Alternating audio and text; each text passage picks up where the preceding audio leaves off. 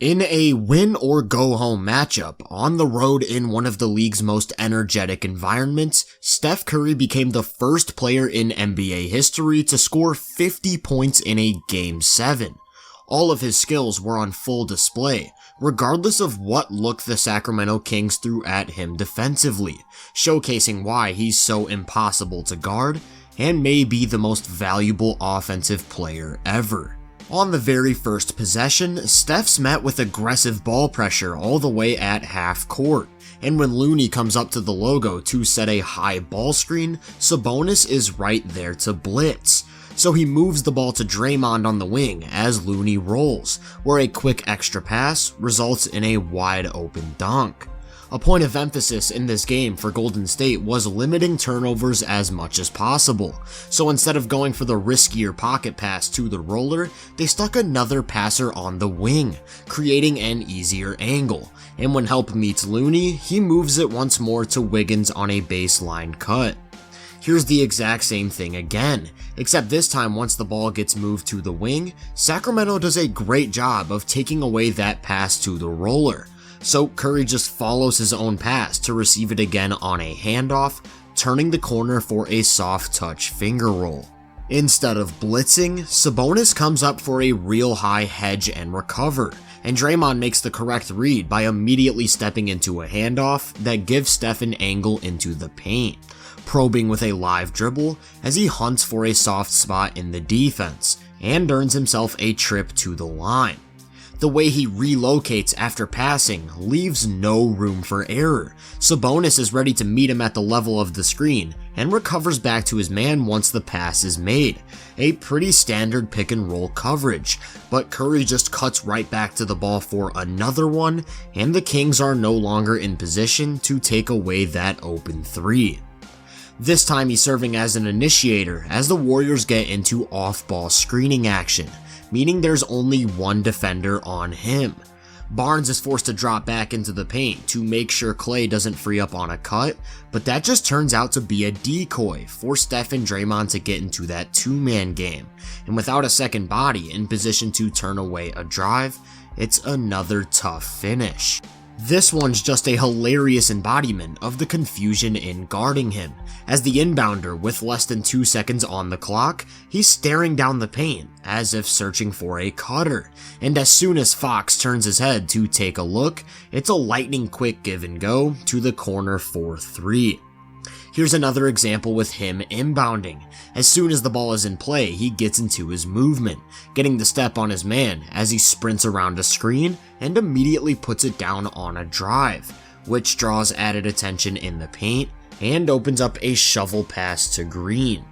It's difficult enough to stay attached to him as he hunts for off-ball threes, and almost impossible to cut off his drives without the help of a second defender, throwing a live dribble bullet with his offhand to set up a corner 3.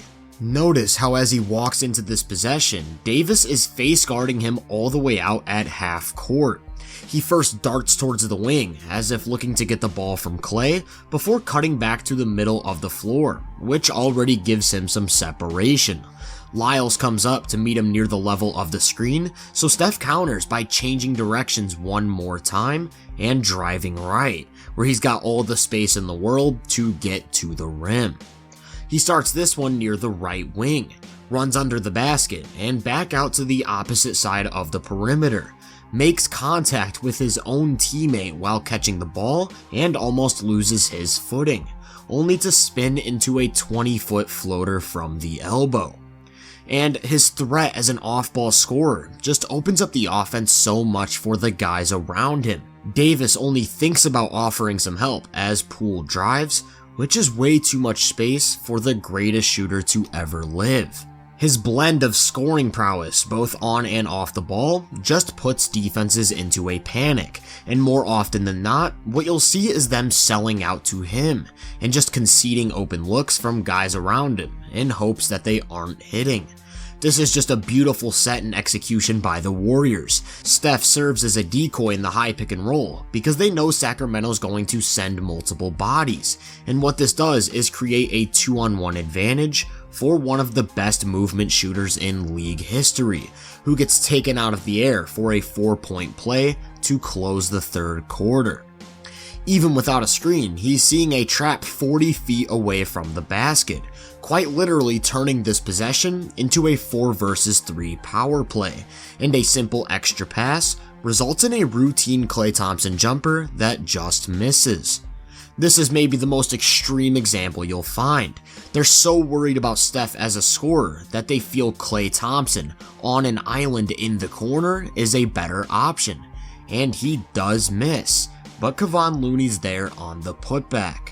Here's what it looks like when Steph isn't met with a second body. He initiates contact with his shoulder and pushes off to generate some separation before receiving a handoff and stepping into a 1-dribble pull-up 3. So when a screen's coming, there better be someone ready to at least offer some resistance, and to avoid a switch onto Sabonis, Fox recovers to the ball, creating a small window of opportunity to hit Draymond downhill. Curry's just way too good in isolation to give up a favorable switch and let go to work one-on-one, throwing a couple size-ups to set up Murray before exploding into a vicious step-back 3. As he's put on strength, there's no real counter to this move, turning the corner as if looking to drive and using his off arm to bump Barnes back a couple steps as he loads into his quick release. And it's not like he even needs much space anyways, because he's perhaps the greatest tough shot maker we've ever seen. While stepping back, he actually turns his head to look at Davis and make sure he's not coming to blindside him, and Murray's able to get a near perfect contest. But that just is not fair. The only way to actually alter these shots is to completely sell out. So this time as he loads into it, Lyles leaves his feet entirely, but he turns it into a hesitation dribble to get downhill and gets around Fox with a Euro step to the cup. While Steph's shooting is maybe the most lethal skill in basketball, the way it forces defenses to play him on the perimeter frees up driving lanes, where he's an absolutely phenomenal interior scorer. Of his 50 points in this game, 22 of them came in the paint. Davis meets him as soon as he touches the ball with full court pressure, and it's an easy blow-by, building up steam and dropping the shoulder to move Herter out of his way for a free 2 points.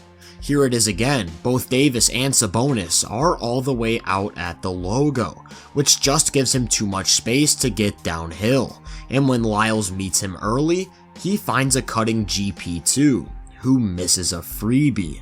It almost seems too easy at times. Murray's just giving up that right hand drive, and with a little jab step he's running to the rim with nobody in his path like it's a fast break. Klay's coming up to set a screen to Steph's left, so Davis positions himself in a way that allows him to fight through it, but that just gives up the same right hand drive, with virtually the exact same result. It's the exact same thing when he's away from the ball. Coming off a screen, Davis can't let him step into a jumper, and that puts him in a bad position to defend in isolation, getting beat off the dribble for a circus shot plus the foul.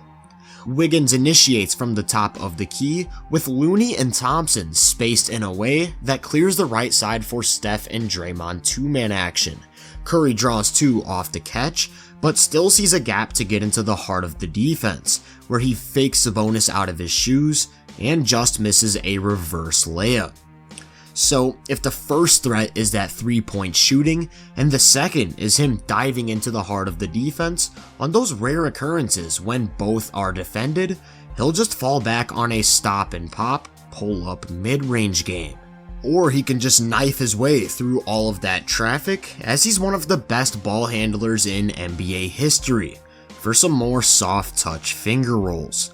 While 50 points in a Game 7 is rightfully the headline, the way that scoring pressure opens up offense for the rest of his team can't possibly be overstated. He's putting in work on the interior, in the mid-range, from well beyond the arc, both on and off the ball, while making some really nice reads as a passer, which is why the Warriors were able to record a scorching 131.3 offensive rating in his minutes, despite both Klay Thompson and Andrew Wiggins having off nights shooting the ball. Steph remains one of the most unique and valuable offensive players to ever step foot on a basketball court.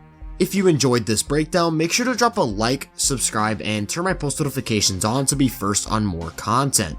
If you're interested in my more in-depth research, make sure to check out my website and social media profiles. You can find those links in the description. Feel free to let me know down in the comments what you thought of this series and what your predictions are for Warriors-Lakers. As always, I hope you all have a great day, and I'll catch you guys in the next one.